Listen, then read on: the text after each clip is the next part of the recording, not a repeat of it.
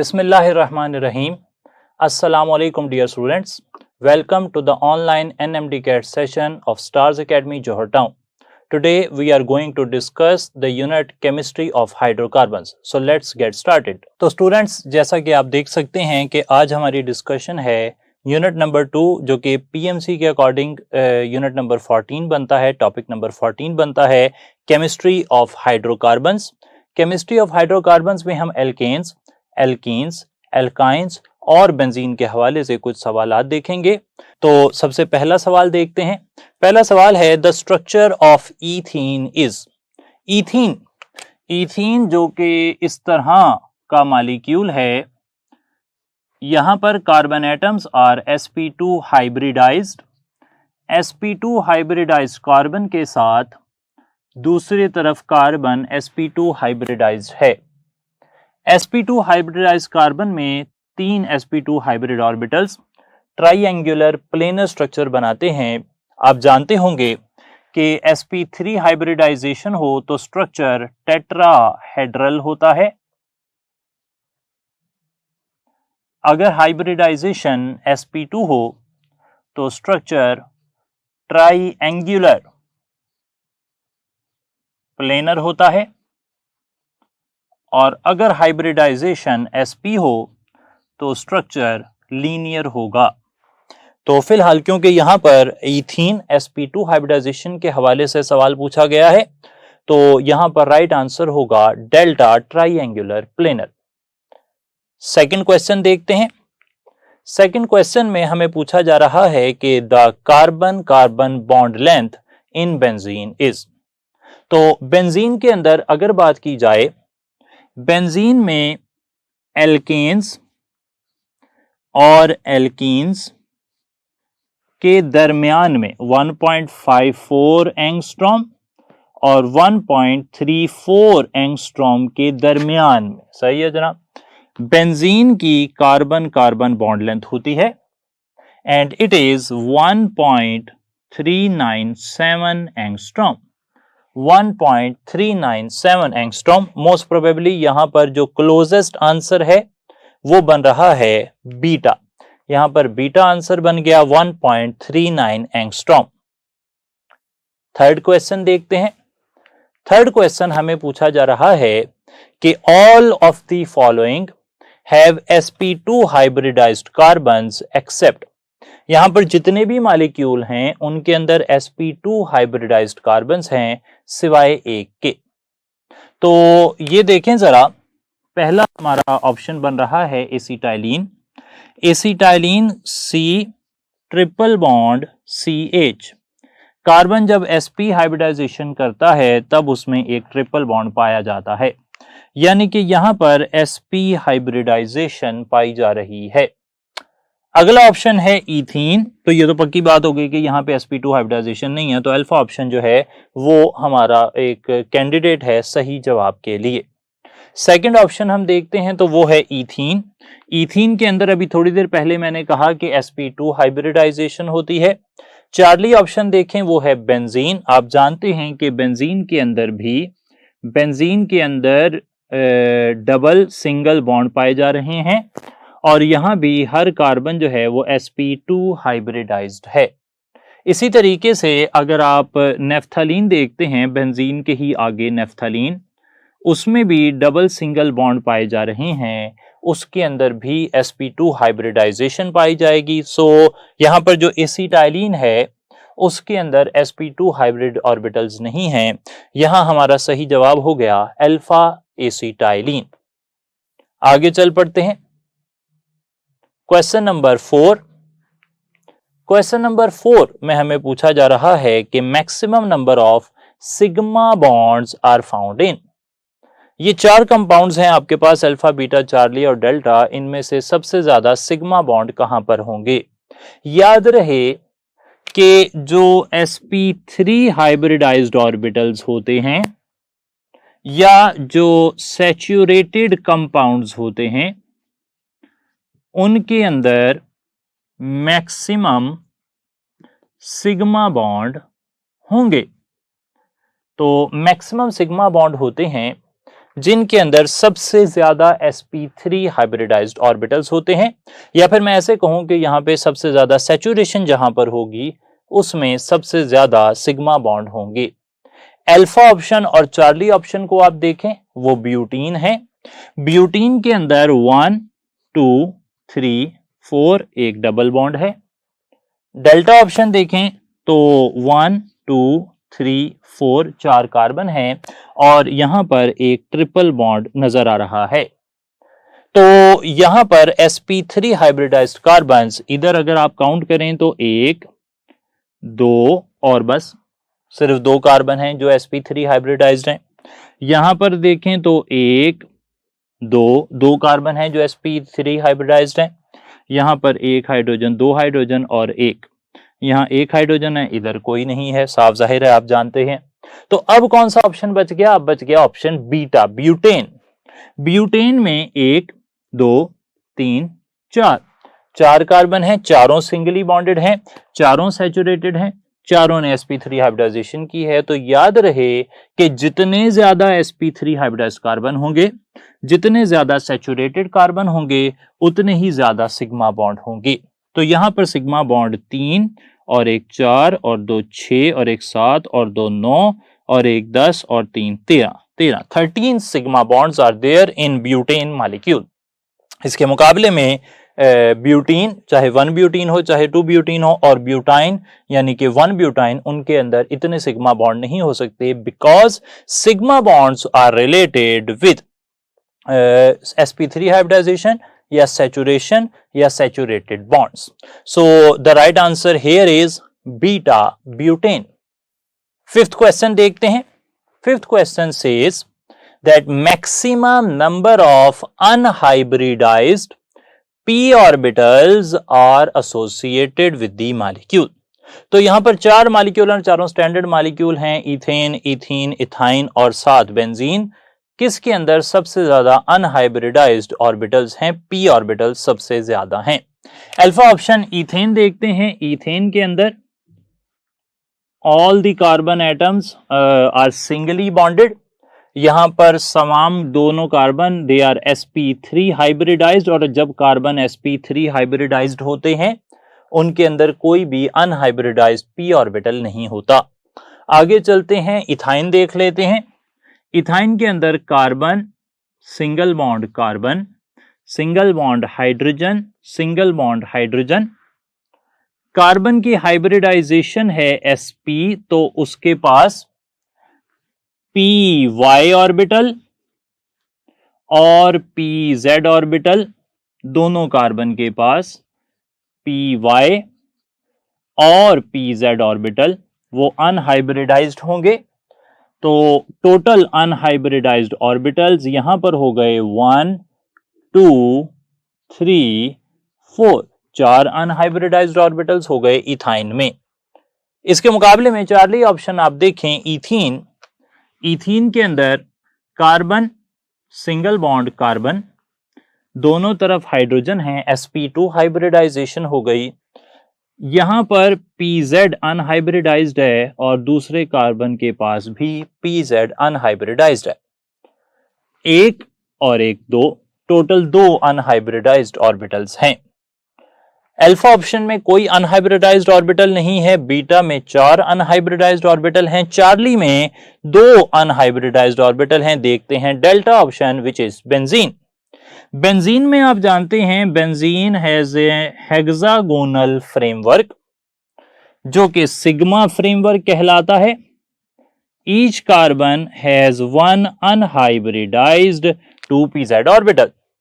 हर carbon के पास एक unhybridised 2pz orbital है। टोटल कार्बन कितने हैं? 6। तो टोटल अनहाइब्रिडाइज्ड 2pz ऑर्बिटल्स या p ऑर्बिटल्स हो जाएंगे 6। तो 6 यहां पर सबसे ज्यादा है, इसलिए the right answer here is delta, benzene. Question number 6 देखते हैं। Question number 6 says the sigma framework of benzene consists of orbitals. Sigma framework of benzene जो है ये किस किस्म के ऑर्बिटल्स पर मुश्तमिल है? यहां पर देख लें सिग्मा फ्रेमवर्क। अभी मैंने कहा कि बेंजीन के अंदर एक सिग्मा फ्रेमवर्क पाया जाता है और each carbon in benzene is sp2 hybridized. एक कार्बन का sp2 ऑर्बिटल साथ वाले कार्बन के sp2 ऑर्बिटल से मिलकर सिग्मा बॉन्ड बनाता है और ये चेन आगे चलती रहती है sp2 हाइब्रिड ऑर्बिटल्स की and it forms the hexagonal framework of benzene. तो 6 क्वेश्चन में हमें पूछा गया था कि sigma framework consists of which orbitals. हमारे हिसाब से sp2 ऑर्बिटल्स होने चाहिए जो सिग्मा फ्रेमवर्क को बनाते हैं। तो यहां पर राइट आंसर हो जाएगा Charlie sp2 hybridized orbitals. Question number 7 देखते हैं। Question number 7 states that marsh gas is actually या chemically, marsh gas is chemically. Marsh gas किसे कहते हैं? मार्श गैस मीथेन को कहते हैं। आप देखें केमिस्ट्री ऑफ हाइड्रोकार्बन्स में नॉमेनक्लेचर ऑफ एल्केन्स, एल्कीन्स और एल्काइंस भी रखा गया है। इसे हमने पिछले topic fundamental concepts of organic chemistry में कवर कर लिया था, लेकिन इस चैप्टर के साथ उसका लिंक कायम रखने के लिए हमने यहां पर यह सवाल पूछा कि मार्श गैस किसे कहते हैं। तो यहां पर सही जवाब है delta option, methane. Question number 8 देखते हैं। Question number 8 says the number of pi electrons in the given molecule। एक मॉलिक्यूल हमें दिया गया है और मॉलिक्यूल का स्ट्रक्चर आप यहां देख सकते हैं कि मॉलिक्यूल के अंदर सिर्फ एक ही डबल बॉन्ड है। अगर एक डबल बॉन्ड हो तो एक double bond 1 double bond is equal to 2 electrons. तो एक डबल बॉन्ड जो होता है उसके अंदर पाई इलेक्ट्रॉन्स की तादाद होती है 2। तो अगर 2 डबल बॉन्ड होंगे यानी कि एक बॉन्ड है, इस तरह कर लेते हैं थोड़ा सा और बेहतर करने के लिए कि अगर कार्बन ने इस तरह बॉन्ड बनाया है तो यहां पर ये जो 2 इलेक्ट्रॉन है, मैं इन्हें हाईलाइट कर देता हूं जरा। यहां पर टोटल 1 2 3 4 इलेक्ट्रॉन हैं। इनमें से 2 इलेक्ट्रॉन हैं सिग्मा इलेक्ट्रॉन्स, जबकि बाकी 2 इलेक्ट्रॉन्स हैं पाई इलेक्ट्रॉन्स।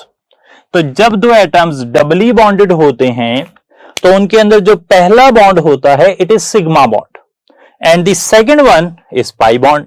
तो फिर यहां पर एक ही पाई बॉन्ड है, एक बॉन्ड में 2 इलेक्ट्रॉन होते हैं, तो यहां पर भी टोटल पाई इलेक्ट्रॉन्स 2 होंगे। सही जवाब होना चाहिए Charlie option 2 electrons.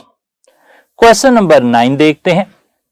Question number 9 states that Dewar structures are minor contributors towards the actual structure of benzene due to. तो डिवॉर स्ट्रक्चर क्या होते हैं? डिवॉर स्ट्रक्चर्स, ये वाले स्ट्रक्चर्स बेंजीन के अंदर रेजोनेंस मेथड में आपने सीखा कि बेंजीन की एक्चुअल स्ट्रक्चर की तरफ 2 चीजें कंट्रीब्यूट करती हैं। एक को आप कहते हैं कि क्यूल्स स्ट्रक्चर्स और दूसरे को कहते हैं डिवॉर स्ट्रक्चर्स। ये डिवॉर स्ट्रक्चर्स जिनके अंदर 1 4 2 5 और 3 6 bonds are relatively longer than the rest of the bonds। तो ये जो बॉन्ड हैं ये वाले 1 4 2 5 3 6 they are not energetically feasible। सही जी, वो एनर्जेटिकली फिजिबल नहीं है और प्रॉब्लम नहीं है, वो सैचुरेटेड नहीं होते डिवॉर स्ट्रक्चर्स। अल्फा ऑप्शन सही नहीं है, उसमें अनसैचुरेशन होती है डिवॉर स्ट्रक्चर्स में। इसी तरीके से ये काइनेटिकली फिजिबल नहीं, हमने ऐसा कभी नहीं पढ़ा। हमें काइनेटिक फिजिबिलिटी वर्ड पहली ही बारी सुनने को मिला है। पेपर में भी आपको कुछ चीजें पहली बारी सुनने को मिल सकती हैं, आपने उनसे परेशान नहीं होना। अपने टॉपिक के बारे में जो इंफॉर्मेशन आप श्योर हैं जिसके बारे में, उसी को आपने इस्तेमाल करना है। जो अचानक से ख्याल आते हैं उन पर नहीं जाना।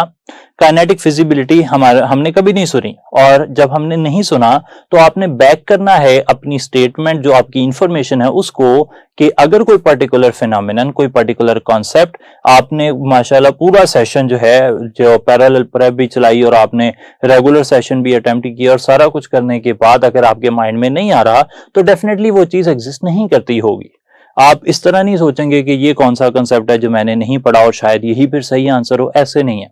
आपको जो पता है उसमें से आपने सही जवाब लगाना है। अगर आपको पता नहीं है, याद नहीं आ रहा, सुना नहीं है कभी, तो आप मानेंगे अपने आप को ना, आप बिल्कुल हौसला देंगे कि अगर मैंने ये चीज नहीं पढ़ी तो ऐसे तो नहीं हो सकता कि मैंने फुल जी जान से तैयारी की है और मुझे याद नहीं आ रहा कि ऐसा कुछ है। तो काइनेटिक फिजिबिलिटी हमने कभी नहीं सुनी है, तो चार्ली ऑप्शन तो हमारी नजर से नहीं गुजरा। और डेल्टा ऑप्शन में क्या था, not feasible theoretically. Theoretically feasible तो है जी, थियोरेटिकल फिजिबिलिटी का मतलब है कि दीवार स्ट्रक्चर जो है वो सोच में भी नहीं आते, सोच में तो आते हैं तभी तो बने हैं, तो ये थियोरेटिकली फिजिबल हैं। काइनेटिक फिजिबिलिटी हमें पता नहीं क्या होती है, ये सैचुरेटेड नहीं है, अनसैचुरेटेड है। तो असल में ये बुक की लाइन को ही एज सच क्वेश्चन में कन्वर्ट किया गया है, तो हमारे लिए ज्यादा मुश्किल नहीं है। बीटा ऑप्शन बड़ा क्लियर कट आंसर है कि they are not favourable energetically. यहां पर राइट आंसर हो गया beta, not feasible energetically. Question number 10 देखते हैं। क्वेश्चन नंबर 10 की स्टेटमेंट में हमें बता रहा है कि 1,3 ब्यूटाडाइआइन, 1,3 ब्यूटाडाइआइन पहले बना लेते हैं। 1,3 ब्यूटाडाइआइन HC triple bond C single bond C triple bond CH। यहां पर हमें हाइब्रिडाइजेशन के बारे में पूछा गया है। यहां पर कौन सी हाइब्रिडाइजेशन वाले कार्बन हैं, आप देख सकते हैं इस कार्बन ने ट्रिपल बॉन्ड बनाया है, ये sp हाइब्रिडाइज्ड होगा। दूसरे कार्बन ने ट्रिपल बॉन्ड बनाया है, sp हाइब्रिडाइज्ड होगा। तीसरे कार्बन ने sp हाइब्रिडाइजेशन की है, चौथे कार्बन ने sp हाइब्रिडाइजेशन की है। तो यहां पर 1,3 ब्यूटाडाइआइन में ओनली sp हाइब्रिडाइज्ड कार्बन्स हैं, which is the option delta. So the right answer here is delta. Question number 10 के बाद चलते हैं क्वेश्चन नंबर 11 की तरफ। Question number 11 says minimum number of pi bonds in an alkyne molecule are। Alkyne molecule में सबसे कम pi bonds कितने हो सकते हैं। अच्छा, एल्काइन सबसे कम ढूंढने हैं तो सबसे छोटा एल्काइन लिखना चाहिए। साफ जाहिर है कि सबसे छोटे एल्काइन में ही जो है वो सबसे कम डबल बॉन्ड हो सकते हैं, या सबसे कम पाई इलेक्ट्रॉन्स हो सकते हैं, या पाई बॉन्ड हो सकते हैं। तो सबसे छोटा एल्काइन है HC ट्रिपल बॉन्ड CH। यहां पर एक बॉन्ड है सिग्मा, दूसरा है पाई, तीसरा है पाई। तो यहां पर पाई बॉन्ड हो गए 2 पाई बॉन्ड्स, पाई इलेक्ट्रॉन्स हो गए 4 पाई इलेक्ट्रॉन्स। लेकिन हमें सवाल में क्लियर कट लिखा है कि पाई बॉन्ड्स पूछे गए हैं और पाई बॉन्ड्स यहां पर बन रहे हैं सिर्फ और सिर्फ 2, तो ऑप्शन होना चाहिए डेल्टा 2। क्वेश्चन नंबर 12 देखते हैं। Question number 12 says the reaction of ethyne with sodium। आप जानते हैं कि इथाइन या जिसे एसिटाइलिन कहते हैं, एसिटाइलिन को अगर सोडियम मेटल से मिलाया जाता है तो सोडियम मेटल हाइड्रोजन को डिस्प्लेस करके उसकी जगह ले लेती है। इस रिएक्शन में हाइड्रोजन गैस इवॉल्व होती है। यह reaction acidic nature of ethyne या एल्काइन को शो करता है। यहां पर एल्काइन या इथाइन एज एन एसिड काम कर रहा है, सोडियम एज ए बेस काम कर रही है। It is a type of acid base reaction. Acid है, यहां एसिड जो है वो H देता है और उसकी जगह सोडियम आ रही है, तो ये एक एसिड बेस रिएक्शन है। The right answer here is beta, acid base reaction. Question number 13 देखते हैं। 13th question says free radicals bring about the. तो 4 रिएक्शन है, इनमें से कौन सा रिएक्शन फ्री रेडिकल्स की मदद से होता है। बीटा से शुरू करते हैं, हाइड्रोजिनेशन ऑफ बेंजीन। बेंजीन की हाइड्रोजिनेशन एक कैटालिटिक रिएक्शन है और उस कैटालिटिक रिएक्शन को करवाने के लिए हमें निकल और सम टेम्परेचर जो है वो चाहिए होता है। निकल की मौजूदगी में जो रिएक्शन होगा वो सरफेस कैटालाइज्ड रिएक्शन होगा, वो फ्री रेडिकल रिएक्शन नहीं होगा। चार्ली ऑप्शन है हाइड्रेशन ऑफ एल्काइन।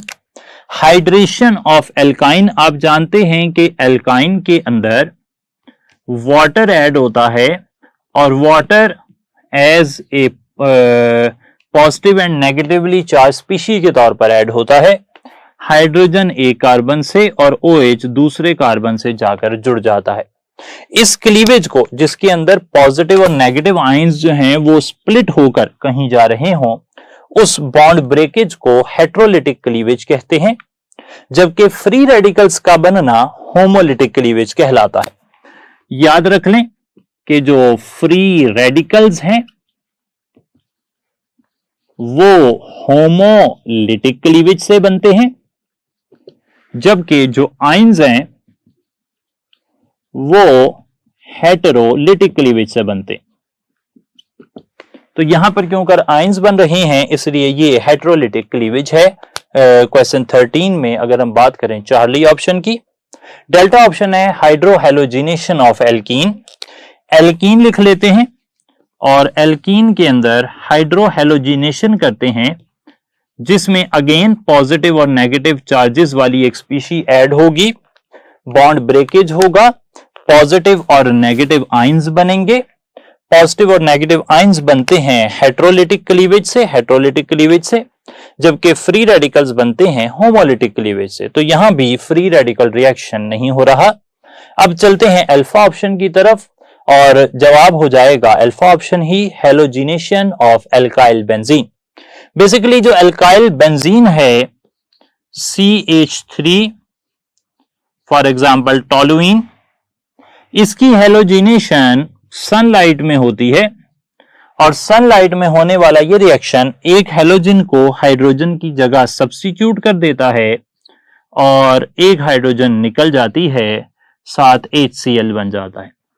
हम क्लास में डिस्कस कर चुके हैं कि यहां पर पहला प्रोडक्ट है बेंजाइल क्लोराइड, फिर बेंजल क्लोराइड बनता है, एंड में बेंजो ट्राई क्लोराइड बनता है। और ये मैकेनिज्म सनलाइट की मौजूदगी में हो रहा है। It is a free radical mechanism. तो 13th क्वेश्चन में राइट आंसर हो गया alpha option, halogenation of alkyl benzene. इसके बाद आगे चलते हैं क्वेश्चन नंबर 14 की तरफ। Reaction of benzene with ozone is characterized as. Benzene है और बेंजीन को हमने ओजोन से मिला दिया। 3 ओजोन मॉलिक्यूल यहां पर ऐड होंगे और जब आप बेंजीन को ओजोन से मिलाएंगे तो ओजोन यहां पर आकर ऐड हो जाएगी। जैसा कि मैंने पहले भी नाम लिया, ये ओजोन आकर ऐड हो जाएगी। जब ओजोन अंदर शामिल हो रही है, कोई साइड प्रोडक्ट, कोई बाई प्रोडक्ट यहां नहीं बन रहा, तो ये रिएक्शन जो है it is a type of addition reaction. So the right option in this question is alpha option, addition. आगे चलते हैं क्वेश्चन नंबर 15 की तरफ।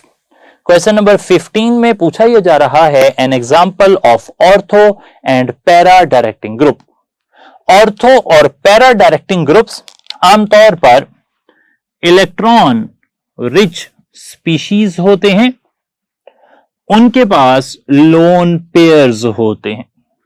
तो ये 2 मशहूर प्रॉपर्टीज हैं ortho and para directing groups की।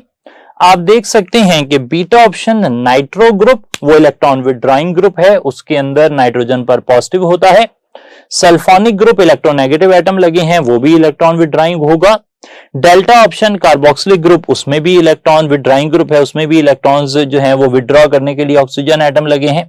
लेकिन इसके मुकाबले में जो अल्फा ऑप्शन है क्लोरो, वो एक ortho and para directing group है। ऑर्थो और पैरा डायरेक्टिंग ग्रुप्स की डिटेल आपको एक बार याद करनी चाहिए और उसमें जो एग्जांपल्स हैं उन्हें गो थ्रू करना चाहिए। फिलहाल क्वेश्चन नंबर 15 में right answer is alpha chloro. आगे चलते हैं क्वेश्चन नंबर 16 की तरफ। Halogens react with benzene in the presence of. Halogens को अगर बेंजीन से रिएक्शन करना पड़े तो ये रिएक्शन किस स्पीशी की मौजूदगी में होता है। बेंजीन बना लेते हैं, रिएक्शन चल रहा है हेलोजिनेशन ऑफ बेंजीन। आप जानते हैं कि ये काम 2 तरीके से हो सकता है। एक तो ये सनलाइट की मौजूदगी में होता है जो कि फ्री रेडिकल रिएक्शन होता है, लेकिन दूसरा हेलोजिनेशन जो है वो एक कैटालिस्ट की मौजूदगी में भी होती है। इसे कहते हैं सब्स्टिट्यूशन रिएक्शन और ये होता है FeCl3 की मौजूदगी में। प्रोडक्ट होता है क्लोरोबेंजीन। तो यहां पर सही आंसर हो गया फिर alpha option. The right answer here is alpha option FeCl3। Question number 17, reaction mechanism of polymerization of alkenes is known as. तो जो पॉलीमराइजेशन है वो किस किस्म का एक रिएक्शन है इथीन का। इथीन के N मॉलिक्यूल्स जब रिएक्ट करते हैं एल्यूमिनियम ट्राई इथाइल और टाइटेनियम टेट्राक्लोराइड की मौजूदगी में गर्म करने पर ऑक्सीजन की बहुत ही थोड़ी सी मिकदार में, तो यहां पर पॉलीइथीन बन जाता है। पॉलीइथीन बनने का ये रिएक्शन मैंने क्लास में डिस्कस किया था कि it is a free radical reaction and not only free radical reaction बल्कि actually it is a free radical addition reaction. यहां पर मॉलिक्यूल्स ऐड हो रहे हैं एक दूसरे के साथ, चेन बढ़ रही है, एलोंगेट हो रही है। तो the right answer here is beta, free radical addition. आगे चलते हैं क्वेश्चन नंबर 18 पर। The heat of hydrogenation of 1,3-cyclohexadiene 1,3-cyclohexadiene इस तरह बनेगा। इसमें दो मॉलिक्यूल्स ऐड होंगे हाइड्रोजन के और बन जाएगा साइक्लोहेक्सेन। साइक्लोहेक्सेन बनने के साथ इस रिएक्शन में 239 किलो जाउल पर मोल एनर्जी जो है वो रिलीज होगी। ये एनर्जी जब मैं प्रोडक्ट में लिखता हूं, एज ए प्रोडक्ट लिखता हूं, तो ये वैल्यू प्लस में आती है। लेकिन अगर मैं इसे प्रोडक्ट में नहीं लिखता तो फिर दूसरा तरीका ये होगा, मैं कहूंगा कि 1,3-साइक्लोहेक्साडाइईन 2 मोल्स ऑफ हाइड्रोजन से मिली, साइक्लोहेक्सेन बना। यहां पर डेल्टा H की वैल्यू है -239 किलो जाउल। अब ये डेल्टा H माइनस में क्यों आ गया? क्योंकि ये हीट ऑफ हाइड्रोजिनेशन है। हीट ऑफ हाइड्रोजिनेशन की न्यूमेरिकल वैल्यू यानी कि जो हीट इवॉल्व हो रही है उसकी वैल्यू 239 है, और क्योंकि वो इवॉल्व हो रही है इसलिए उसके साथ नेगेटिव साइन लिखा जाना जरूरी है। तो यहां पर हम कहेंगे कि हीट ऑफ हाइड्रोजिनेशन ऑफ 1,3-साइक्लोहेक्साडाइईन इज -239। माइनस यहां पे क्या शो कर रहा है कि ये एक्सोथर्मिक रिएक्शन है। 239 क्या शो कर रहा है कि ये वैल्यू 239 है। इतनी एनर्जी जो है वो इन्वॉल्व है इस रिएक्शन में। तो जब भी कभी हमें हीट ऑफ हाइड्रोजिनेशन पूछी जाती है तो वो डेल्टा H की वैल्यू पूछी जाती है। लेकिन अगर हम डेल्टा H को सिंपल यहाँ इक्वेशन में लिख देते तो फिर हम उसे प्लस के साथ लिखते। सही है जी। तो प्लस, ये प्रोडक्ट में क्यों लिखना है प्लस? क्योंकि एज ए प्रोडक्ट जब वो बन रही है तो प्रोडक्ट को आप A + B से C + D लिखते हैं। तो C + D क्या है? C एक प्रोडक्ट है प्लस D दूसरा प्रोडक्ट है। तो अगर आप हीट को एज ए प्रोडक्ट लिखेंगे तो प्लस साइन के साथ लिखेंगे, अगर डेल्टा H करके लिखेंगे तो माइनस में लिखी जाएगी। तो क्वेश्चन नंबर 18 में राइट आंसर हो गया अल्फा ऑप्शन -239 किलो जाउल पर मोल। 19th क्वेश्चन की तरफ चलते हैं। 19th क्वेश्चन में हमें पूछा जा रहा है कि dehalogenation of alkyl halides happens in the presence of. Dehalogenation जो है, अगर आप वो एल्काइल हैलाइड की करवा रहे हैं, डीहेलोजिनेशन करवाने से आप बनाना क्या चाह रहे हैं? डेफिनेटली आपके पास ये रिएक्टेंट होगा H2C और CH2 और इसके साथ हैलोजन लगा होगा। एक डाई हैलाइड है आपके पास और उस डाई हैलाइड को आप डीहेलोजिनेट करवाना चाह रहे हैं, उससे एल्कीन बनाना चाह रहे हैं। तो फिर ये रिएक्शन किसी रिएक्टिव मेटल्स की मौजूदगी में होगा। कोई भी रिएक्टिव मेटल्स हो सकती हैं। बुक के अंदर 2 नाम लिखे गए थे, जिंक और मैग्नीशियम। जिंक और मैग्नीशियम। तो यहां पर फिलहाल हमारे पास बीटा ऑप्शन जिंक अवेलेबल है, तो हम टिक करेंगे beta option zinc. Dehalogenation of vicinal dihalides जो है वो जिंक की मौजूदगी में होती है। क्वेश्चन 20 देखते हैं। Question 20 says that carbocation is a suitable site for attack of. Carbocation किसे कहते हैं? कार्बोकैटाइन होता है कार्बन के ऊपर, फॉर एग्जांपल ये देखें जरा, ये एक कार्बोकैटाइन है। कार्बोकैटाइन में कार्बन पर पॉजिटिव चार्ज होता है। कार्बन पर पॉजिटिव चार्ज है तो जाहिर बात है कि इस पर कोई पॉजिटिव स्पीशी अटैक नहीं करेगी, इस पर कोई नेगेटिव स्पीशी अटैक करेगी। मैं यहां पर एक नेगेटिव स्पीशी बना रहा हूं। नेगेटिव स्पीशी जो होती है उसके पास इलेक्ट्रॉन है, वो इलेक्ट्रॉन रिच है, उसे क्या चाहिए है, उसे न्यूक्लियस चाहिए है, उसे पॉजिटिव चार्ज चाहिए है।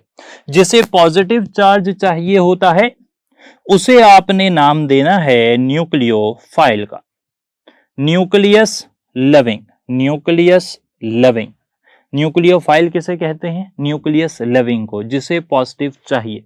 कार्बोकैटाइन पॉजिटिव है, जिसे पॉजिटिव चाहिए वो न्यूक्लियोफाइल है। कार्बोकैटाइन पर कौन अटैक करेगा, न्यूक्लियोफाइल अटैक करेगा। सही आंसर क्या होगा, right answer is alpha option, nucleophile. Next question 21 देखते हैं। Alkyl benzene is oxidized to benzoic acid in the presence of। Alkyl benzenes की ऑक्सीडेशन एज सच हमने किताब में पढ़ी है, टोलुइन लगा होता है, उसको आप मिलाते हैं नेसेंट ऑक्सीजन से जिसका सोर्स है KMnO4 एसिडिक मीडियम में, यहां से प्रोडक्ट बन जाता है बेंजोइक एसिड। ये रिएक्शन एल्काइल बेंजीन और बेंजीन में डिफरेंशिएट करने के लिए भी इस्तेमाल होता है। यहां पर रिएक्टेंट क्या इस्तेमाल हुआ है, right answer here is beta option, acidic KMnO4। आगे चलते हैं, क्वेश्चन नंबर 22 देखते हैं। The reagent used to distinguish between ethane and ethene is. Ethane saturated compound है, ईथीन अनसैचुरेटेड कंपाउंड है, तो ईथेन और ईथीन को फर्क करने के लिए आप इस्तेमाल कर सकते हैं ब्रोमीन वाटर या फिर बायर्स रिएजेंट जिसे KMnO4 कहते हैं। फिलहाल KMnO4 ऑप्शंस में नहीं है तो हम यहां पर फिर टिक कर देंगे, right answer here is beta option, bromine water. ये हमारे सिलेबस में शामिल है जो हम पढ़ रहे हैं या पढ़ चुके हैं। 23rd क्वेश्चन देखते हैं। 23rd question says in bromination of ethene the ethene molecule acts as. तो जब ईथीन की ब्रोमिनेशन होती है वहां पर ईथीन का काम क्या होता है। ईथीन बना लेते हैं, ये ईथीन का मॉलिक्यूल है और करवाते हैं इसकी ब्रोमिनेशन। आपने मैकेनिज्म देखा है इसका कि ब्रोमीन मॉलिक्यूल पर जब ईथीन अप्रोच करता है तो इलेक्ट्रॉनिक क्लाउड ऑफ ईथीन वो ब्रोमीन के इलेक्ट्रॉनिक क्लाउड को पोलराइज कर देता है। इस तरीके से ब्रोमीन का एक हिस्सा पार्शियल पॉजिटिव हो जाता है और दूसरा हिस्सा जो फार्दर पार्ट है वो पार्शियल नेगेटिव हो जाता है। और ईथीन के इलेक्ट्रॉन्स फिर इस ब्रोमीन पर अटैक करते हैं और बॉन्ड बना लेते हैं। ईथीन इलेक्ट्रॉन रिच स्पीशी का काम कर रहा है, वो अटैक कर रहा है पॉजिटिव पर, इथीन अटैक कर रहा है पॉजिटिव पर, उसके पास नेगेटिव ज्यादा है। थोड़ी देर पहले जिस पर नेगेटिव ज्यादा था, जिसको पॉजिटिव चाहिए था, उसे हमने न्यूक्लियोफाइल का नाम दिया था। यहाँ पर इथीन के पास नेगेटिव ज्यादा है, वो उसे पॉजिटिव चाहिए है, तो इथीन भी यहाँ पर काम करेगा एज ए न्यूक्लियोफाइल। तो the right answer should be alpha option, nucleophile. 24th question देखते हैं। 24th question says the product of polymerization of ethene is. ये ईथीन है, ईथीन से जो प्रोडक्ट बन रहा है डेफिनेटली उसे पॉलीइथाइलिन, इथाइलिन का पॉलीमर होता है पॉलीइथाइलिन या पॉलीथीन आप उसे कह सकते हैं। तो the right answer here should be this one, delta option, polyethylene. आगे चलते हैं जी, question number 25 question says benzene with one hydrogen atom removed is called. Benzene में से एक हाइड्रोजन निकाल दें तो उसे क्या कहेंगे।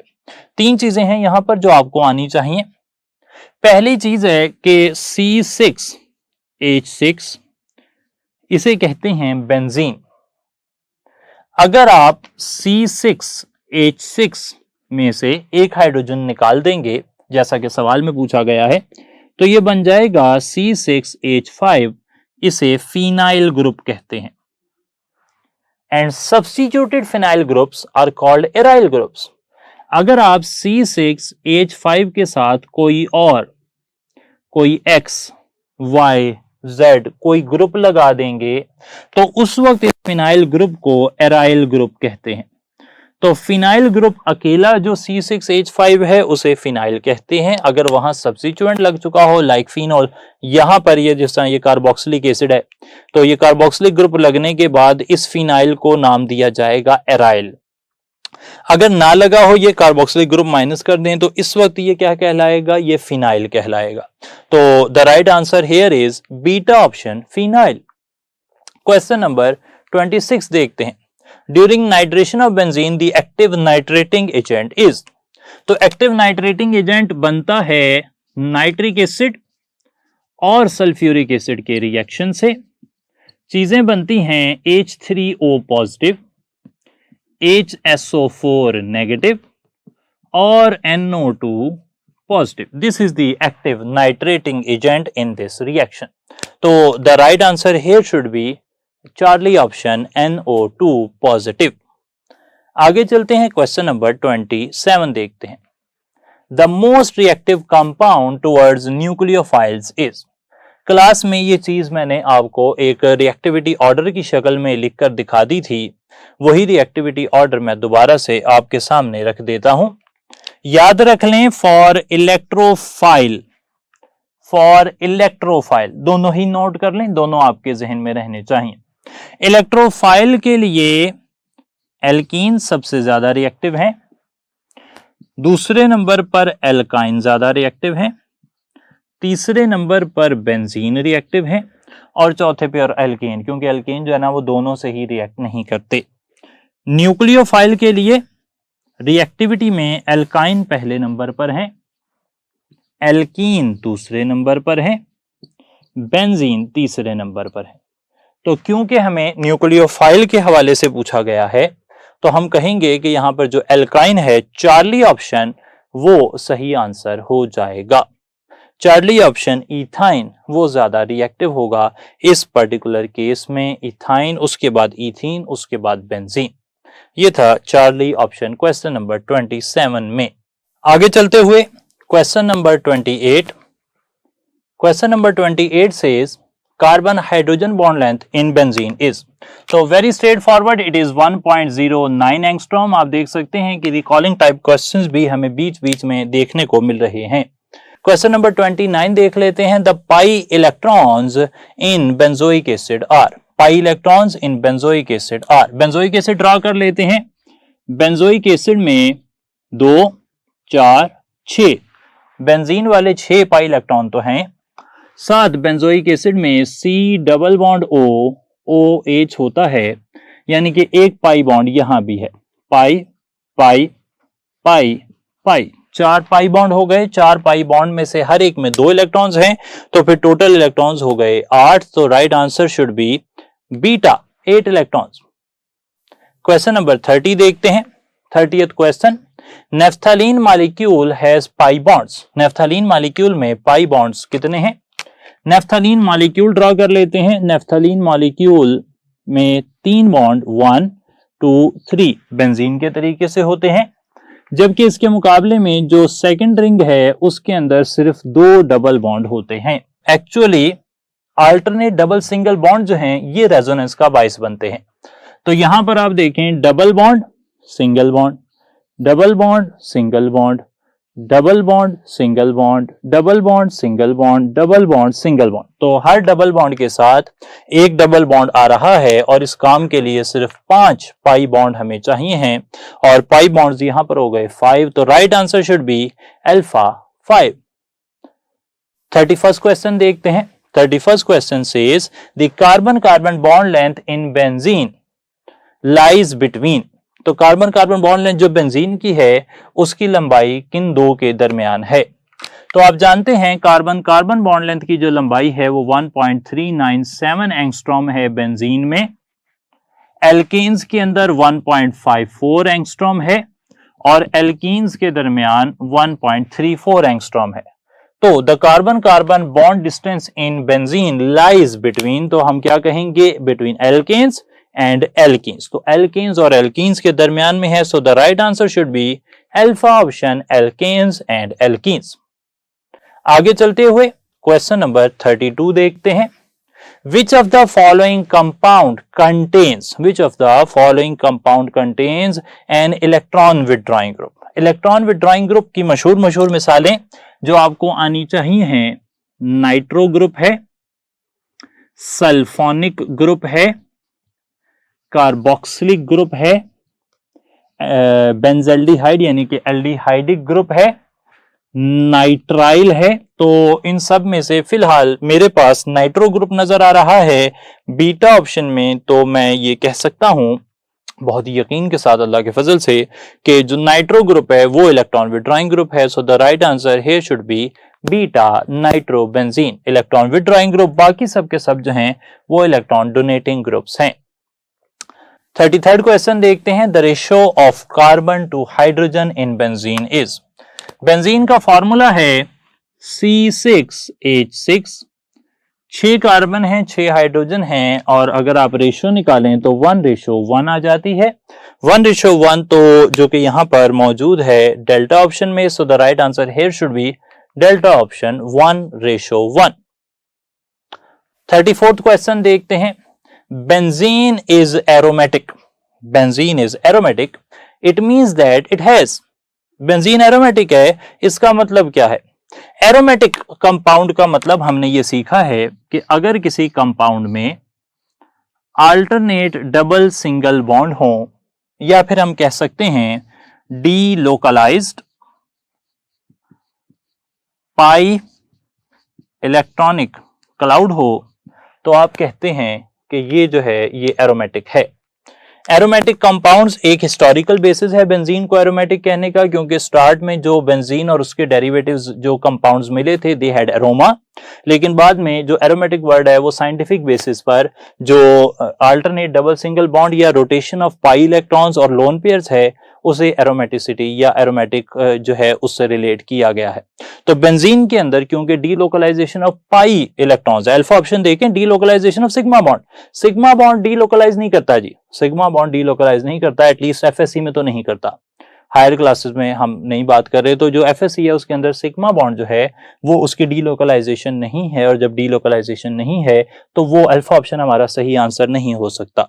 हमारा सही आंसर जो है वो डीलोकलाइजेशन ऑफ पाई बॉन्ड्स है, चार्ली ऑप्शन। बीटा ऑप्शन में कहता है हेक्सागोनल फ्रेमवर्क है बेंजीन का, शायद इस वजह से बेंजीन एरोमेटिक है। एरोमेटिक होने का ताल्लुक हेक्सागोनल फ्रेमवर्क से नहीं है। हेक्सागोनल फ्रेमवर्क बेंजीन का है तो वो किसी और का भी हो सकता है, लेकिन उससे कोई फर्क नहीं पड़ता। तो साइक्लोहेक्सेन भी हेक्सागोनल है, बस वो प्लेनर नहीं है, लेकिन हेक्सागोनल तो है।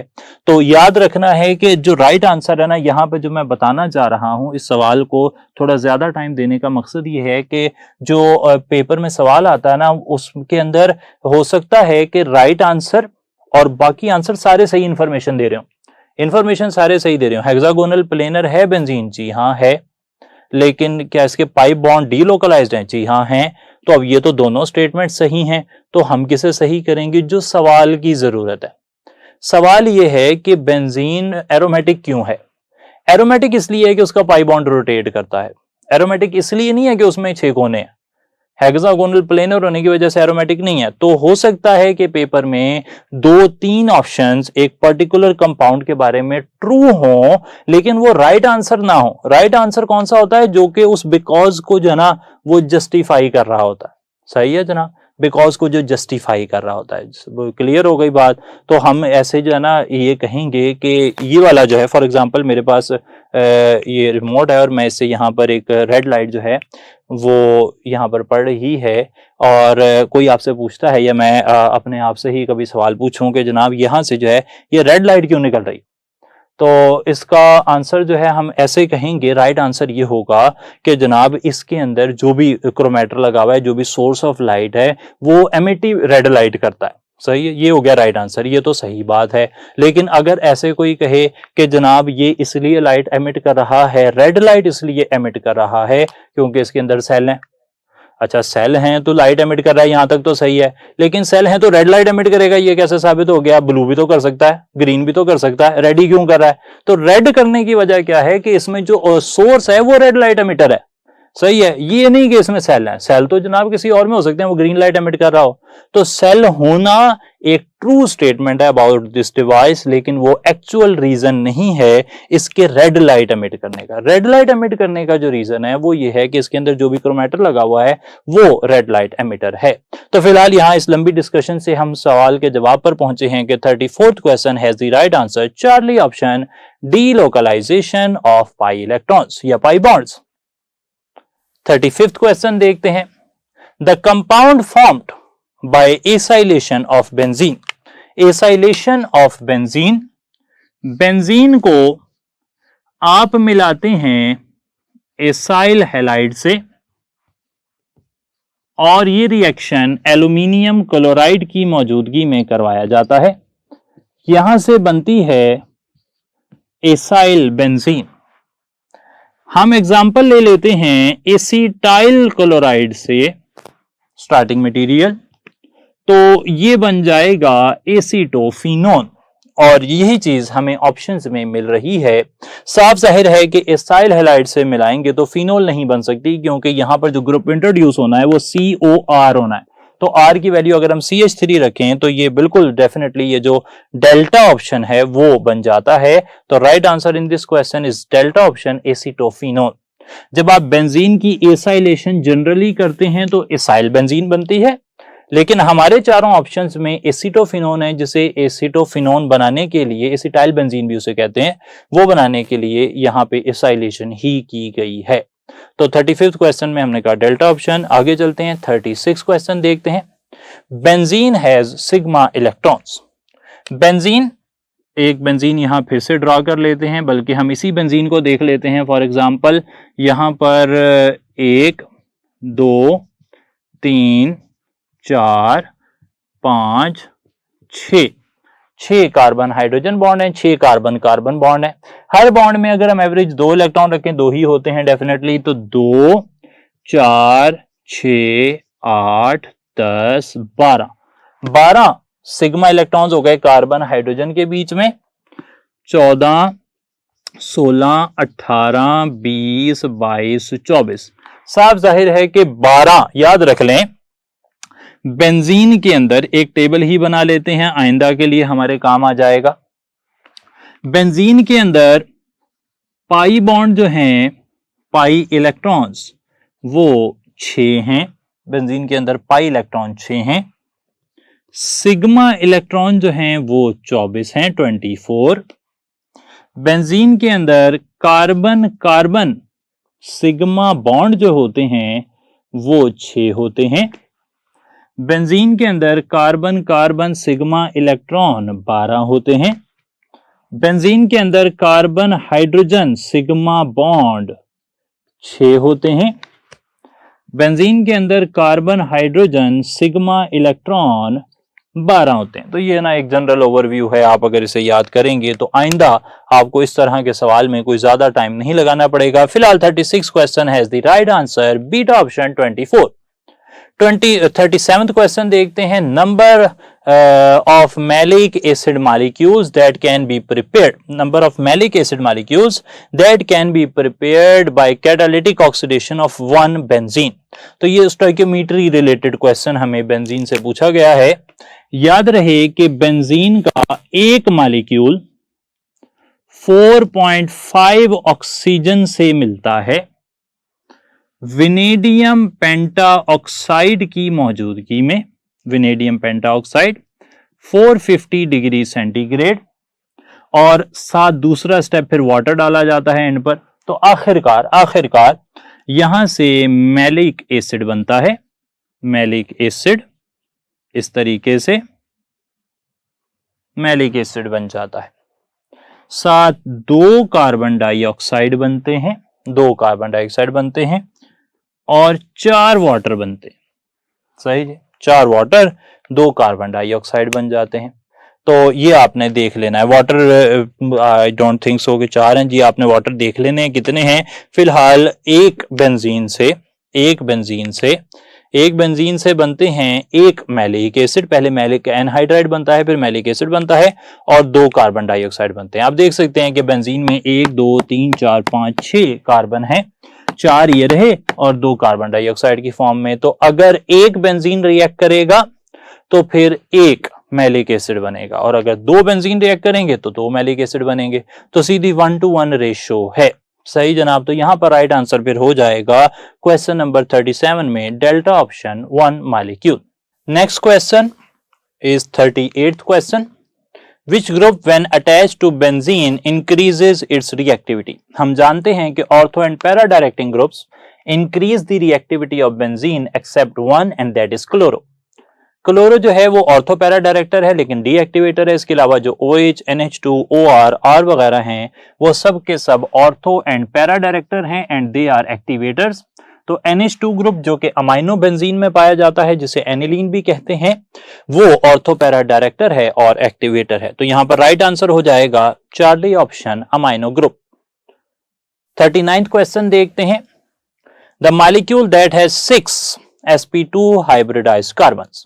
कौन से मॉलिक्यूल में 6 sp2 हाइब्रिडाइज्ड कार्बन्स हैं? डेफिनेटली बहुत ही आसान कि यहां बेंजीन जो है इसमें 6 sp2 हाइब्रिडाइज्ड कार्बन्स होते हैं।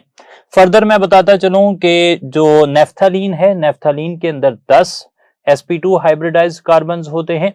बेंजल्डिहाइड के अंदर 7 sp2 हाइब्रिडाइज्ड कार्बन्स होते हैं and same is the case with benzoic acid, उसमें भी 7 sp2 हाइब्रिडाइज्ड कार्बन्स होते हैं। तो यहां पर 6 sp2 हाइब्रिडाइज्ड कार्बन्स बेंजीन में होते हैं। Right answer is alpha option benzene.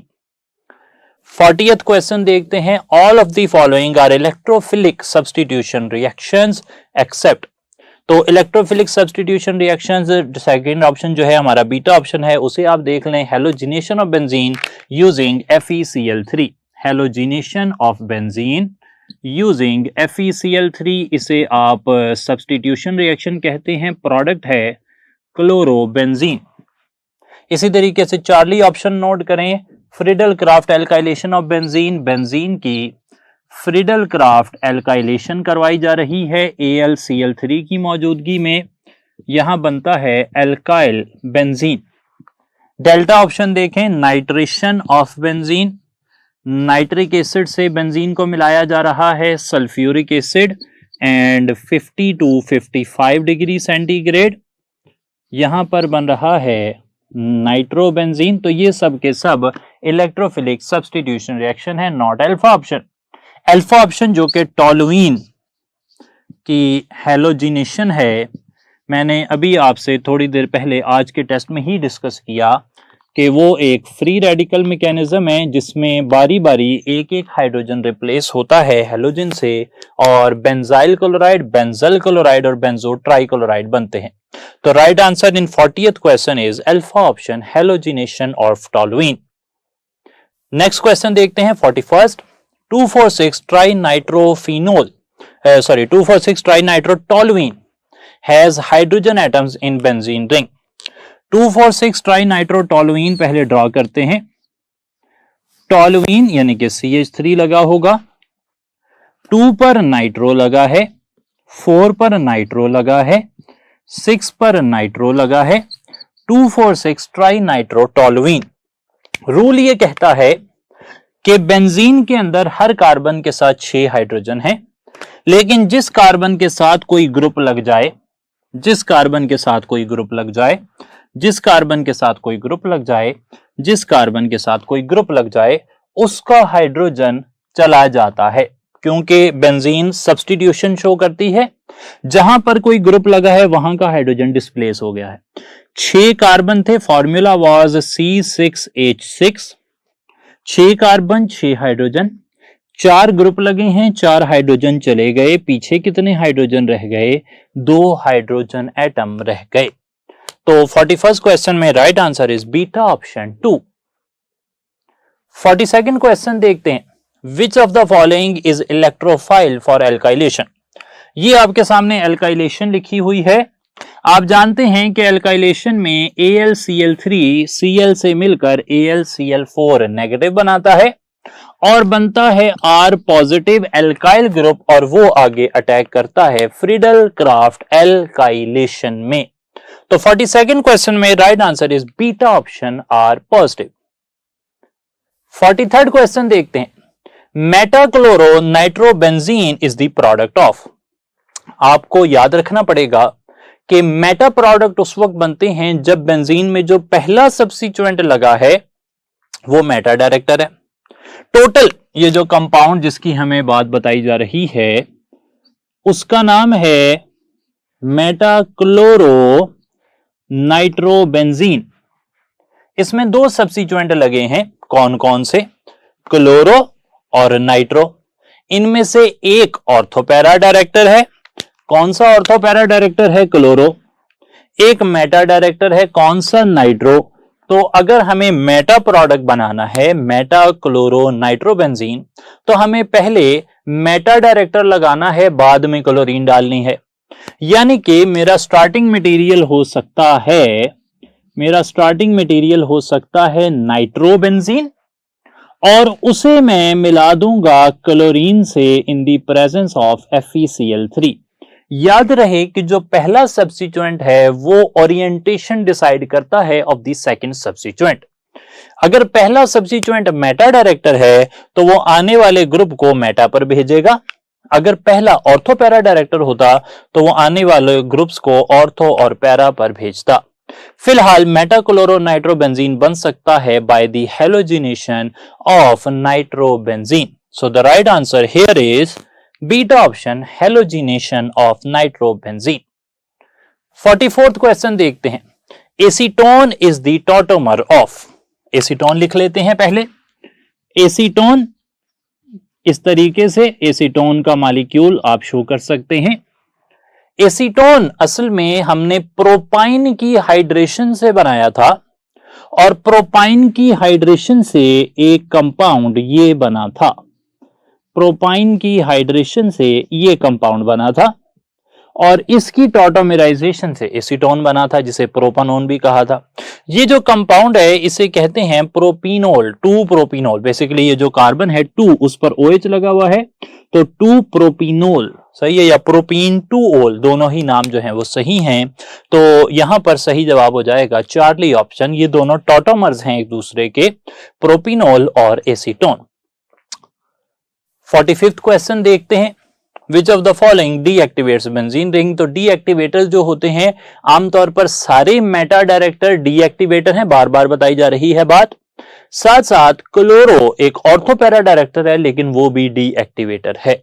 Meta directors की एक लंबी फहरिस्त मैंने आपको याद कराई है, उनमें से एक जो है वो नाइट्रो ग्रुप था जो कि यहां पर चार्ली ऑप्शन में दिया गया है। तो the right answer here should be Charlie option, nitro group, because it deactivates benzene ring while all others are activators.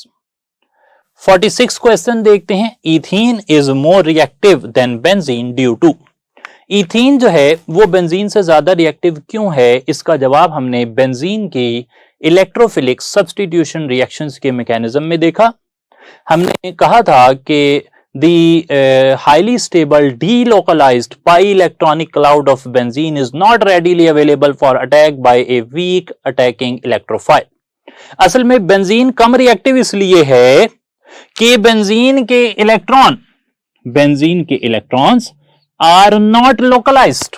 वो एक जगह नहीं है, वो घूम रहे हैं, वो मूव कर रहे हैं। इसके मुकाबले में एल्कीन के इलेक्ट्रॉन्स आर एक्सपोज्ड। नंबर 1, एक तो वो एक्सपोज्ड हैं, इथीन के electrons are exposed. Number 2, they are localized, वो अपनी जगह पर ही रहते हैं, वो मूव नहीं करते। अगर कोई इलेक्ट्रोफाइल उन्हें ढूंढता हुआ आएगा तो उन्हें ढूंढना आसान है। मैं इस तरह मिसाल दिया करता हूं कि अगर एक आदमी फॉर एग्जाम्पल एक छोटा बच्चा है और उसको आपने उसकी लोकेशन सर्च करनी है, आपका कोई कजन है फॉर एग्जाम्पल छोटा, और वो अभी काफ़ी उसकी एज जो है से 3-4 ईयर्स है, अभी वो स्कूल नहीं जाता और ज़्यादा टाइम उसूली तौर पर अपने वालिदैन के पास गुजारता है।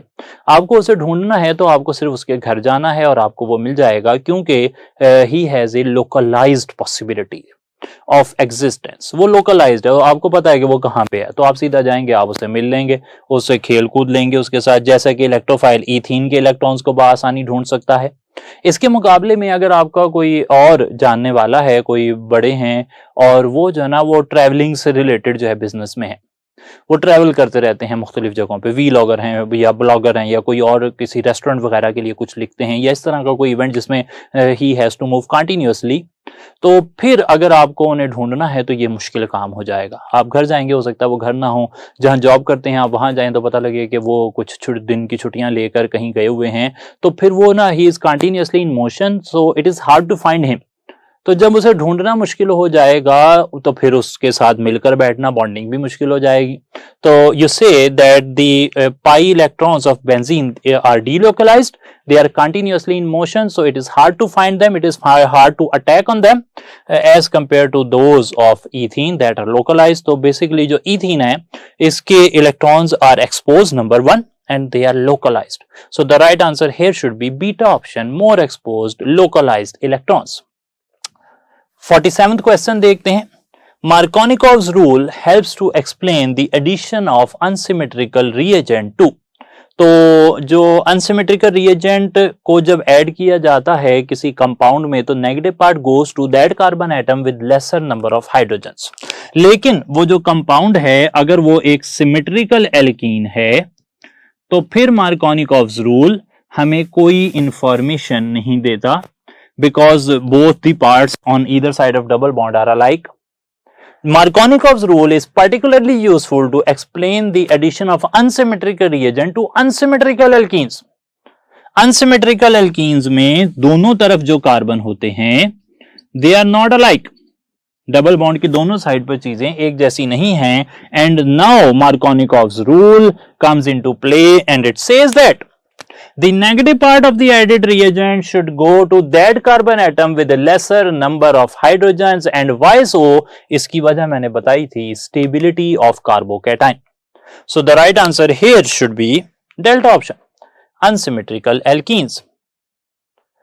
48th क्वेश्चन देखते हैं। The role of light in any free radical reaction। Light का रोल हमने पढ़ा था free radical halogenation of alkanes में कि लाइट काम करती है जनरेशन ऑफ फ्री रेडिकल्स के लिए। फ्री रेडिकल जनरेटर होती है लाइट, लाइट नहीं होगी तो फ्री रेडिकल्स नहीं बनेंगे। इसी वजह से क्लोरीन और ब्रोमीन डार्क में रिएक्शन नहीं करते। सो the right answer here should B, the most appropriate answer here should B delta option, generation of free radicals. Light का काम क्या है? फ्री रेडिकल्स को बनाना। 49th क्वेश्चन देखते हैं। Which of the following decolourises alkaline KMnO4 solution.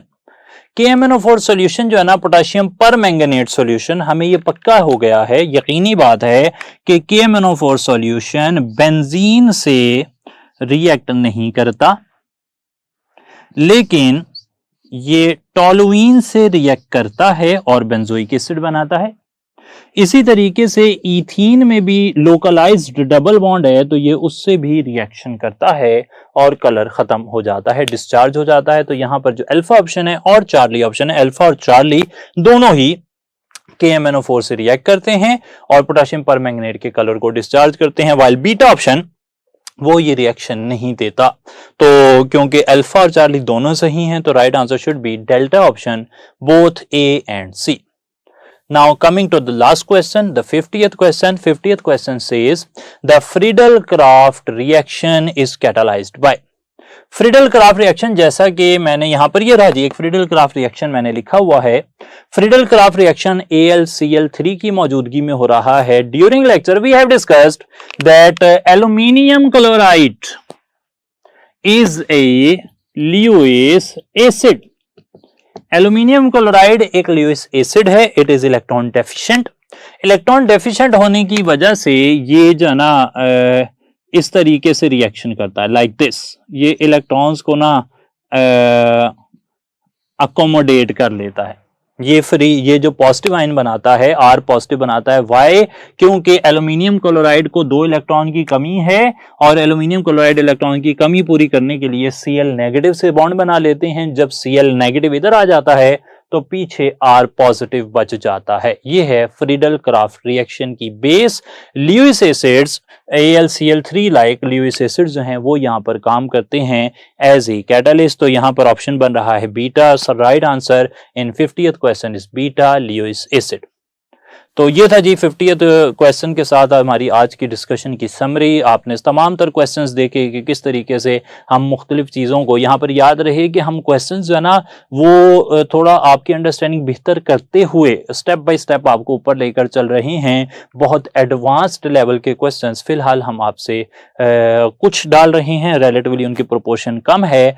जो थोड़ा सा आपको अंडरस्टैंडिंग को बेहतर करते हैं उन क्वेश्चंस की तादाद हमने ज़्यादा रखी है। साथ साथ आपको मिलनी शुरू हो गई होंगी होम असाइनमेंट्स, उन्हें आप लाजमी तौर पर हल करें और उनकी की जो है वो वक्त के साथ साथ बाद में फिर अपलोड होती रहेगी ताकि आपको पता लगता रहे कि आप कितना अच्छा काम कर रहे हैं। थैंक यू सो मच जी। अस्सलाम वालेकुम।